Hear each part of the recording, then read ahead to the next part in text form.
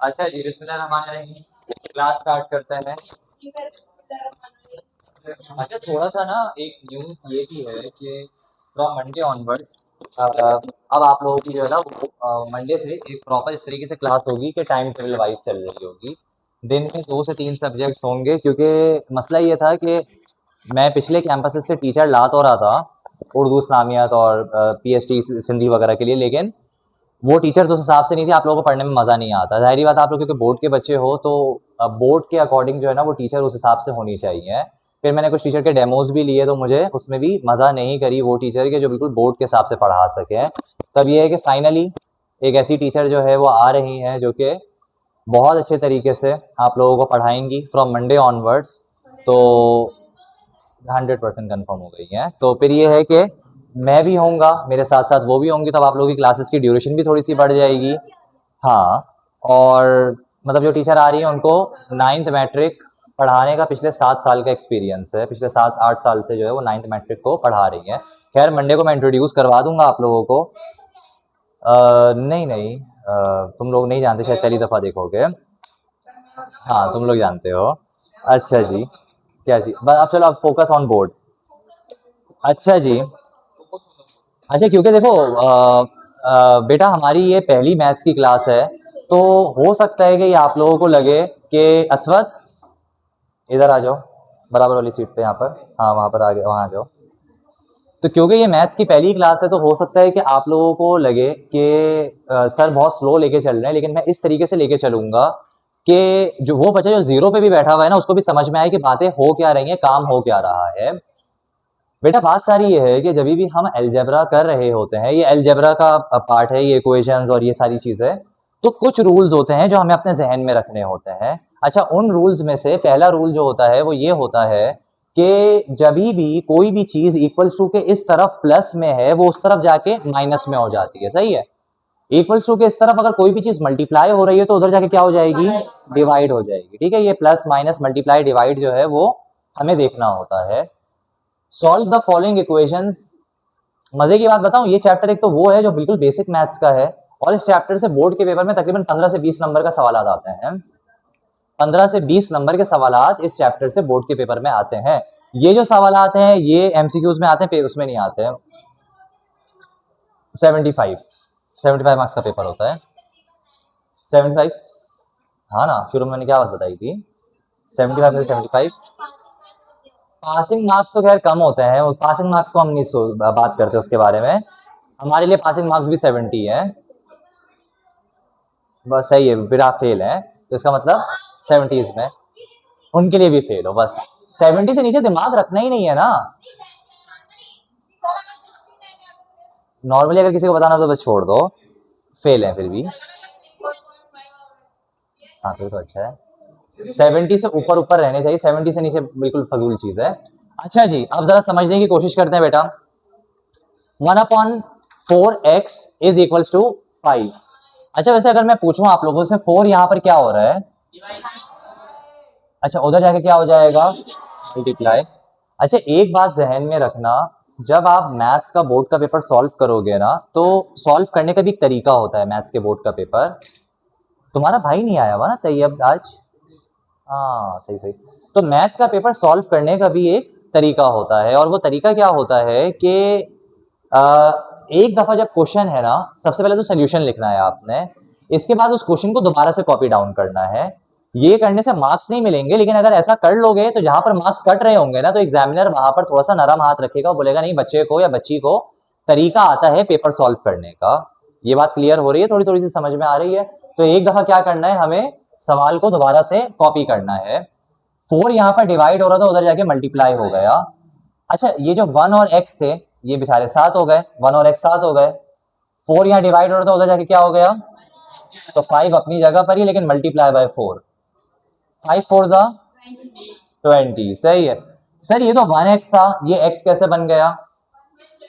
Exactly exactly। चाहे 1x लिखा हुआ हो, ये x के बराबर होता है, चाहे 1y लिखा हुआ हो, ये y के बराबर होता है। 1 की कोई वैल्यू नहीं होती जब वो x या y के साथ मौजूद होता है। ठीक है।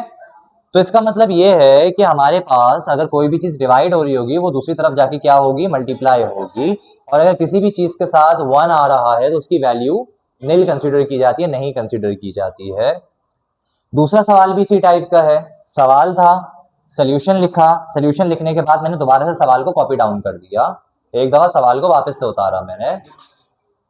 हाँ माइनस की साइन है बस इस दफा।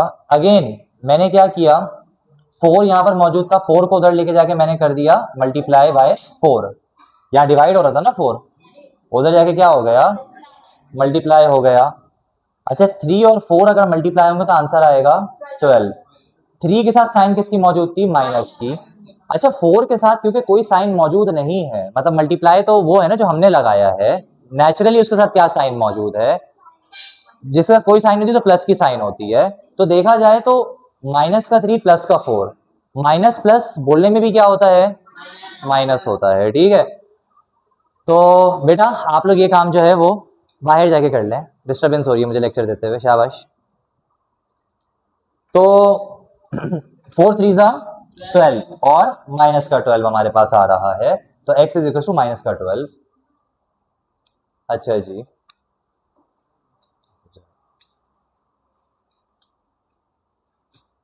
नहीं हुआ, ओके बेटा, अल्लाह हाफिज़।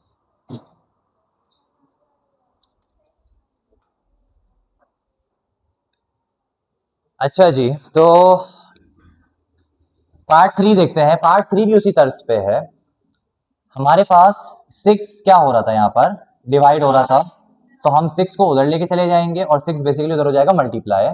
अच्छा 6 5 30 होता है, और माइनस का 30 क्यों आएगा, क्योंकि 5 के साथ माइनस की साइन है, 6 के साथ कोई साइन नहीं है तो प्लस की अज्यूम करेंगे, तो माइनस प्लस माइनस, माइनस का 30 आ रहा होगा। सर उधर माइनस का एक्स बचा, देखो ना 6 उधर चला गया, 6 उधर चला गया, तो इधर क्या बचा, सिर्फ माइनस का एक्स बचा, तो माइनस का एक्स मौजूद है। अच्छा एक चीज हमें कुछ, मैं बताता हूं क्यों। अब ये एक अच्छा सवाल पूछा। देखो अगर मेरे पास एक नंबर है ना, प्लेन नंबर, उससे प्लेन नंबर डिवाइड हो सकता है, लेकिन मेरे पास एक अल्फाबेट है, उस अल्फाबेट से नंबर डिवाइड नहीं हो सकता। जैसे कि अगर मैं लिखूं 8 डिवाइडेड बाई 2, तो ये हो सकता है, 8 डिवाइडेड बाई 2 हमारे पास आंसर आ जाएगा 4।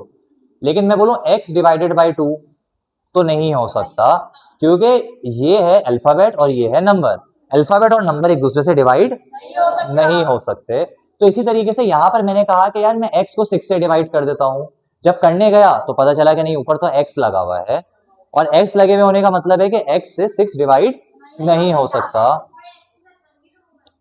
x के साथ 1 है, 1 को 6 से डिवाइड करोगे वही आंसर आ जाएगा, तो वही चीज घूमती रह जाएगी। तो 6 यहाँ पर डिवाइड हो रहा था, उधर जाके क्या हो गया, मल्टीप्लाई।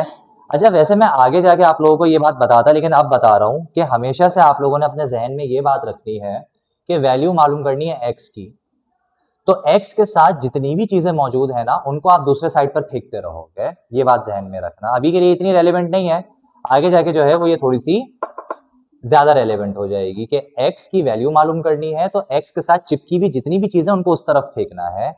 जैसे कि यहाँ पर भी वैल्यू किसकी मालूम करनी थी हमें, तो x के साथ चिपका हुआ जो 6 है उसको उठा के उधर लेके चला गया मैं। अब यहाँ पर क्योंकि 6 डिवाइड हो रहा था, उसको उधर ले जाने की वजह से वो क्या हो गया, मल्टीप्लाई हो गया। तो 5 जब 6 से मल्टीप्लाई होगा तो 30, और क्योंकि माइनस की साइन थी माइनस प्लस, तो माइनस की साइन यहाँ पर भी लगी हुई होगी। माइनस का x, जैसे ऊपर से माइनस का x था तो नीचे तक माइनस का x ही हमारे पास आ रहा है। अच्छा बीच में अगर इक्वल्स टू हो ना, और इस तरफ जैसे कि 2 है, इस तरफ 2 है, इक्वल्स टू की इस तरफ और इस तरफ चीजें सेम हो, तो ये आपस में कैंसिल आउट हो जाती हैं। इसी तरीके से इक्वल्स टू की एक तरफ माइनस है, दूसरी तरफ भी माइनस है, तो माइनस से माइनस भी क्या हो जाएगा, कैंसिल आउट हो जाएगा।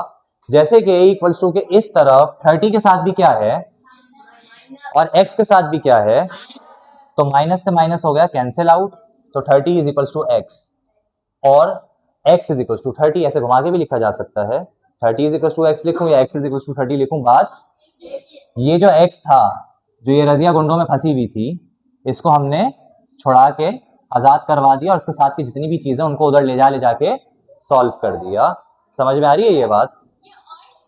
और हद हो गई है। अच्छा जी पार्ट 4, अच्छा वही कहानी है, यहाँ पर भी एक दफा सवाल को क्या किया, वापस से उतार लिया, कॉपी कर लिया। वैल्यू किसकी मालूम करनी थी? वैल्यू किसकी मालूम करनी थी? एक्स के साथ कोई चीज चिपकी हुई है जिसको हटा के उधर लेके जाना है। सर एक्स के साथ 8 चिपका हुआ है, अब अनफॉर्चुनेटली 8 डिवाइड हो रहा है, तो जब इसको उधर लेके जाना है हमें तो मल्टीप्लाई करवाना पड़ेगा। -5 अपनी जगह पर मौजूद है, 8 उधर जाके क्या हो गया, क्योंकि यहाँ से 8 गायब हो गया तो क्या बचा हुआ है सिर्फ -x। अच्छा 8 5 40 होता है, लेकिन साइन किसकी लगेगी? क्योंकि एक नंबर माइनस का एक प्लस का है, तो माइनस प्लस माइनस। अच्छा ऐसा भी हो सकता है कि -5 मल्टीप्लाई बाय -5, इसमें 5 5 25 तो होगा, लेकिन माइनस माइनस क्या होता है, तो ये प्लस का 25 होगा। हाँ फिर साइन नहीं लगाएंगे प्लस की, प्लस की साइन नहीं लगाते हम यूजुअली, बिल्कुल ऐसे ही है। अगेन एक जगह पर माइनस का x, दूसरी जगह पर माइनस का 40, दोनों जगहों पर माइनस मौजूद है, तो माइनस से माइनस कट जाएगा, तो x इज इक्वल टू 40 हमारे पास आंसर आ जाएगा। हाँ जी आपको बात समझ में आ रही है? पक्की बात है? सवाल दे दूं बोर्ड पे, कर लोगे आके आप? तो जो नहीं आ रही वो तो पूछो। पहली क्लास है। आपका नाम बेटा क्या था? मेरे को भी बात समझ में इतनी ज्यादा नहीं आ रही है, तो तभी मैं बोल रहा हूँ कि पूछो, मुझे शक्लें देख के पता चल रहा होता है, तो पूछो। सब सीखने के लिए बैठे हो, कुछ बच्चे हैं जिनको आता है, कुछ बच्चे जिनको नहीं आता, जिनको नहीं आता उनको भी साथ लेके चलना है, और जिनको आता है, ये सबसे बड़ी बेवकूफ़ी होती है कि हमें आता है, क्योंकि अगर ये सोच लोगे ना कि हमें आता है, ये बेरोशारी बड़ी भारी पड़ती है। हाँ तुम्हें तो बेटा कुछ भी नहीं आता। अच्छा तो चलो कोई बात नहीं, अब ये वाला पार्ट समझते हैं, इसमें ज़रा चीज़ आपको समझ में आएगी। वैल्यू हमेशा मालूम करनी है एक्स वाई जैसी किसी भी चीज़ की। देख लेंगे सवाल में कि यार एक्स या वाई जैसी कोई चीज़ मौजूद है या नहीं है, नज़रों में आ गई भाई वाई वाई चीज़ मौजूद है। अच्छा एक दफ़ा ना सवाल को वापस से उतारना है, ये तो हमारा उसूल है कि एक दफ़ा सवाल को वापस से उतारना है, ठीक है। वाई हमने स्पॉट कर लिया, यार वाई हमारे काम की चीज़ है, इसको अलग करना है, तो वाई के साथ की जो चीज़ें हैं उनको किधर लेके जाएंगे? उस तरफ लेके जाएंगे।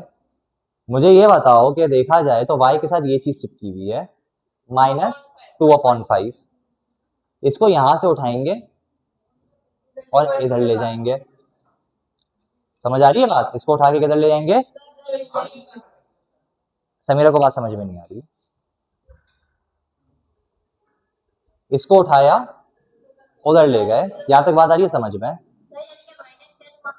वहां पर जाके प्लस का हो जाएगा, माइनस का 2/5 था, उधर जाके प्लस का 2/5 हो गया। यहां तक बात आ रही है समझ में? अब मसला ये होता है, आज एक नई चीज सिखा रहा हूं, और वो चीज ये है कि अगर हमारे पास दो चीजें अपॉन की फॉर्म में मौजूद होती हैं, जैसे कि 1/3, बीच में प्लस या माइनस की साइन मौजूद हो, और एक और चीज अपॉन की फॉर्म में मौजूद है जैसे 2/5, अगर एक चीज अपॉन की फॉर्म में मौजूद है, दूसरी चीज भी अपॉन की फॉर्म में मौजूद है, बीच में प्लस या माइनस की साइन मौजूद है, तो हमारे पास इस कंडीशन में एक चीज होती है LCM, लोएस्ट या लीस्ट कॉमन मल्टीपल, LCM लिख लेगा। अब वो क्या होता है LCM, वो बताएंगे। मुझे बताओ इस हालत को देखो जरा,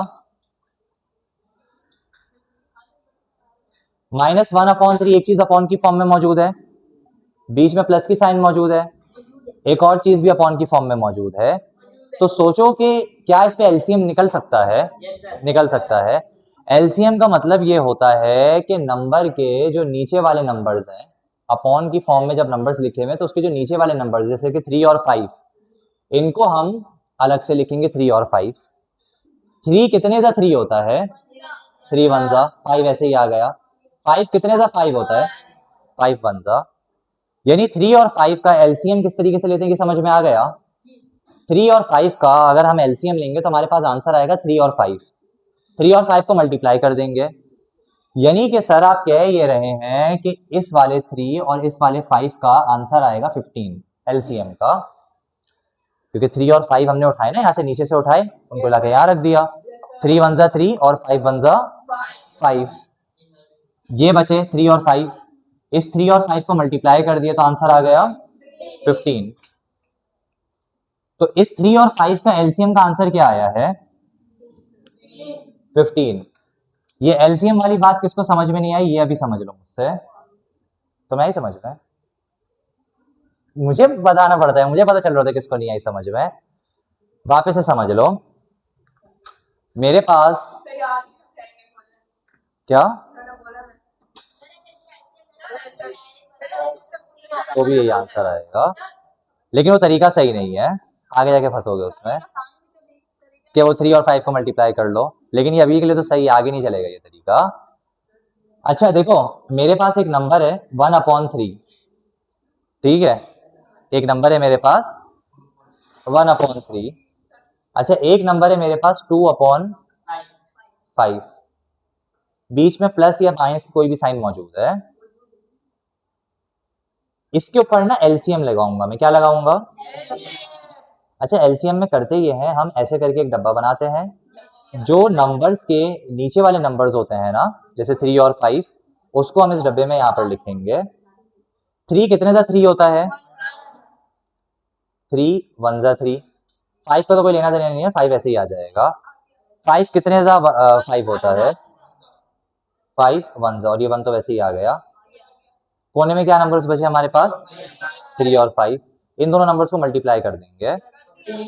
3 5 जा, हमारे पास आंसर क्या आता है? 15। क्लियर हो रही है ये बात? तो इस तरीके से इस 3 और 5 का अगर हम एलसीएम लेंगे तो हमारे पास आंसर आएगा 15। थोड़ी थोड़ी सी आ रही है जहन में? अच्छा ऐसे ना 12 से 13 सवालात करने हैं, और वो तो वन टाइम मैं करवाऊंगा, 3 टाइम्स आप लोगों ने करने हैं, तो वो वैसे ही जहन में बैठ जाएगी मैथ्स। 3 को कौन से नंबर से मल्टीप्लाई करो कि ये 15 बन जाए? 5 से। सर 3 को आप मल्टीप्लाई करें 5 से ताकि ये क्या बन जाए? सर 15 क्यों बनाना है? क्योंकि 15 तो एलसीएम आया है ना, तो इसको 15 बनाना है। 5 को कौन से ऐसे नंबर से मल्टीप्लाई करें कि 15 आ जाए? Multiply by 3। सर 3 को 5 से मल्टीप्लाई करें ताकि 15 बन जाए। 15 क्यों बनाना है भाई? क्योंकि दोनों नंबर का एलसीएम लोगे तो एलसीएम आ 15 रहा है, तो इसको मुझे 15 ही बनाना है, अब बनाना जरूरी है। और इसी तरीके से 5 को भी हमें क्या बनाना है? 15 बनाना है, 15 बनाना है। इसके लिए 5 को भी बनेगा, किसी ना किसी नंबर से मल्टीप्लाई करो कि वो वही नंबर बने, लाजमी बनेगा, ठीक है इंशाल्लाह। 5 को किसी ऐसे नंबर से मल्टीप्लाई करो कि 15 बन जाए, तो 5 को किससे मल्टीप्लाई करोगे? समझ में आ रही है बात? भाई 5 को 15 बनाना क्यों है? क्योंकि सर इन दोनों का एलसीएम आया है 15, इन दोनों का एलसीएम क्या आया है? 15, तो इसलिए 5 को किसी ना किसी नंबर से ऐसा मल्टीप्लाई करना है कि 15 आंसर आए। तो हमने सोचा 5 को 2 से मल्टीप्लाई करेंगे 10 आंसर आ जाएगा, 5 को 4 से मल्टीप्लाई करेंगे 20 आंसर आ जाएगा। 15 बनाने तो 5 को 3 से मल्टीप्लाई कर देंगे, तो 5 को 3 से मल्टीप्लाई कर दिया। एक और रूल यहाँ पर आ रहा है, क्योंकि हमने 3 को किससे मल्टीप्लाई किया? क्या बनाने के लिए? 15 बनाने के लिए। और 15 क्यों बनाना है? क्योंकि दोनों का एलसीएम क्या आया था? तो क्योंकि आपने 3 को 5 से मल्टीप्लाई किया तो 1 को भी 5 से मल्टीप्लाई करना पड़ेगा। जैसे नीचे मल्टीप्लाई होगा वैसे ऊपर भी मल्टीप्लाई होगा। उसको छोड़ दो, ऊपर को लेना देना नहीं है, हमारे नीचे से लेना देना है, ऊपर से लेना देना नहीं है। नीचे वाले को 15 बनाना है, ऊपर तो कुछ भी बन जाए कोई फर्क नहीं पड़ता, सही है। 5 को किससे मल्टीप्लाई किया कि 15 बने? 3 से, तो 2 को भी हम मल्टीप्लाई करेंगे 3 से। अच्छा सर वो ऊपर 2 को 3 से मल्टीप्लाई करेंगे तो 6 बन जाएगा, हमें तो 15 लाना था, नीचे वाले का 15 लाना था ना, ऊपर तो कुछ भी बनता रहे, ऊपर की टेंशन नहीं है। 5 बन जा 5, अच्छा माइनस की साइन से तो माइनस की आ गई। 2 3 जा 6, 5 3 जा 5 3 जा 15, देखा दोनों 15 15 बन गए, तो एक ही दफा 15 लिख दिया नीचे। एलसीएम इसलिए लेते हैं, वो तो अभी आई नहीं है ना वहां पर, हम अभी तो यहां तक है, बताता हूँ। तो सर एलसीएम का जो मकसद है ना वो सिर्फ ये है कि ये जो उलझी हुई चीज है ना, इन दोनों की जगह पर एक ही नंबर आ जाए, जैसे कि 15, जैसे कि यहाँ पर एक ही नंबर आ गया, दोनों कॉम्प्लिकेटेड नंबर्स थे ना 3 और 5, एक ही नंबर आ गया 15। थोड़ी थोड़ी बात क्लियर हो रही है? क्योंकि इसको भी 15 बना दिया, इसको भी 15 बना दिया। माइनस प्लस क्या होता है? मतलब 6 में से 5 को माइनस करना है, तो क्या आंसर आएगा? माइनस प्लस माइनस होता है, 6 में से 5 जाएगा क्योंकि माइनस प्लस माइनस होता है। माइनस प्लस जब माइनस होता है 6 में से 5 जाएगा तो हमारे पास क्या बचेगा? 1 बचेगा। तो इस तरह से 1 ऊपर आया और 15 जो है वो नीचे आया। मुझे तो जो थोड़ा थोड़ा अंदाजा हो रहा है वो ये हो रहा है कि दिमाग पे बहुत ज्यादा बोझ पड़ रहा है। हाँ, तुम लोगों ने तो 8 भी पढ़ी हुई है ना मुझसे, तो इस वजह से। अच्छा, तो ये है कि मैथ्स का किताब का ये सबसे आसान सवाल आते हैं जो मैं आप लोगों के सामने करा रहा हूँ। इससे जो है ना वो ऊपर मुश्किल ही है, तो अगर ये भी मुश्किल लग रहे हैं तो ये खतरे की बात है। सही है, और तुमने भी 8 में मेरे मुझसे पढ़ा इस वजह से। अच्छा जी, पार्ट 1 से लेकर पार्ट 5 तक घर से समझना है, अच्छे से देखना है। कोई प्रॉब्लम हो मुझसे व्हाट्सएप पे पूछ लेना, ग्रुप पे पूछ लेना। पार्ट 6 देख रहे हो? पार्ट 6 घर से समझ के आना है। वैसे मैं समझाऊंगा यहाँ पर, लेकिन घर से समझने की कोशिश करनी है। हो सकता है मैं किसी बच्चे को यहाँ पर बुला लूँ पार्ट 6 समझाने के लिए। ठीक है, ये काम तो सारी बातें मंडे के लिए दिया जा रहा है ना, क्योंकि कल तो टेस्ट है, आप लोगों को सबको पता है टेस्ट है, ऐसे ही है। और उसकी ब्रांचेस, ठीक है, मैं भी आपको मोबाइल है ना आपके पास, मैं पिक्चर्स लेके भेज देता हूँ आपको। डायग्राम नहीं है? हाँ है ना, 1 ईयर कैलिपर। क्या चीज? अभी तो फिलहाल याद करो, काम भले बात नहीं कर लेना, जरूरी है।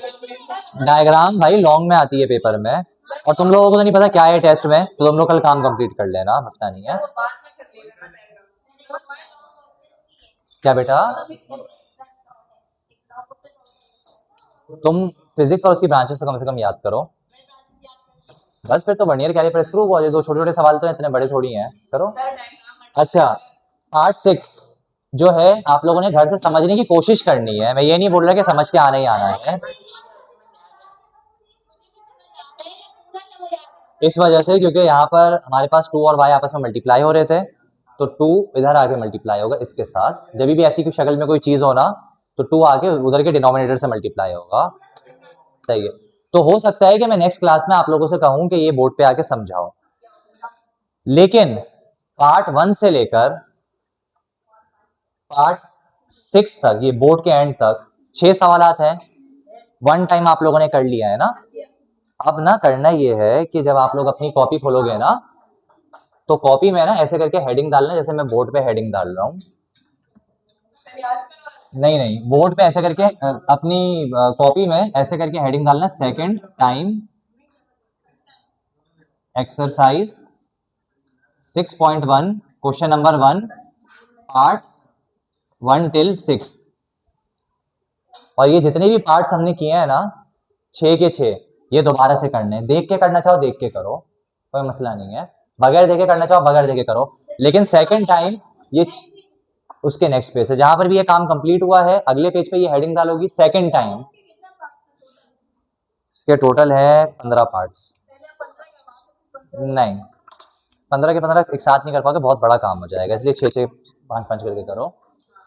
हेडिंग डालोगे second time exercise 6.1 question 1 part 1 से लेकर पार्ट 6 तक, ठीक है।